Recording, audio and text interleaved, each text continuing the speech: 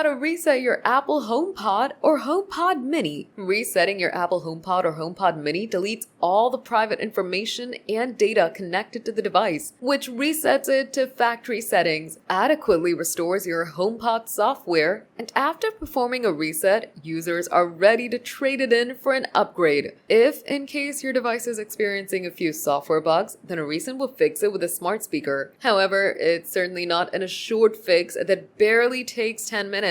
Here's a step-by-step guide to reset your Apple HomePod or HomePod Mini. Follow these ways to factory reset your HomePod. Firstly, launch the Home app and click on the HomePod that you want to reset. Then click on the Settings button and swipe down. Afterwards, select Reset HomePod, available at the center of your screen. Click on Remove Accessory. Now you'll see a white spinning light on top of your screen. Wait for a few minutes until the white spinning light disappears. Once it disappears, you've successfully reset your Apple HomePod. If you want to reset your HomePod with a computer, then it only works with a HomePod Mini. Apply this method to update it to the latest software. Firstly, connect your HomePod Mini to your computer with a USB-C cable. Now tap a Finder window and tap your HomePod. Tap on the Restore HomePod at the center of your window. In a few minutes, you'll receive a notification once the reset is successfully done. For a Windows PC, firstly connect your HomePod Mini to your computer with a USB-C cable. Launch the Apple devices or iTunes app and click on HomePod. Select the Restore HomePod in the center of the window. Click Restore HomePod at the bottom of the window. In a few minutes, you'll receive a notification once the reset is successfully done.